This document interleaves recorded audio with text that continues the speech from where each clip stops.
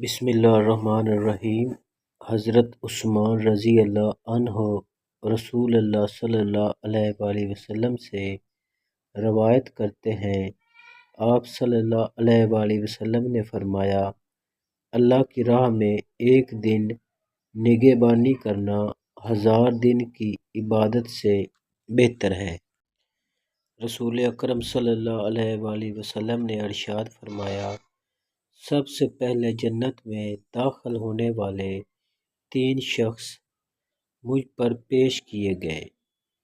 شہید، عفت و عصمت والا جو سوال کرنے سے بچتا ہے، اور وہ غلام جس نے اللہ کی عبادت اچھے انداز میں کی اور اپنے مالکوں سے بھی خیر خواہی کی۔ حضرت ابن عباس رضی اللہ عنہ بیان کرتے ہیں، رسول اللہ صلی اللہ علیہ وآلہ وسلم نے ارشاد فرمایا،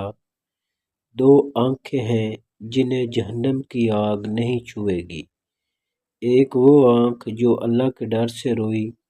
اور دوسری وہ آنکھ جو رات کے وقت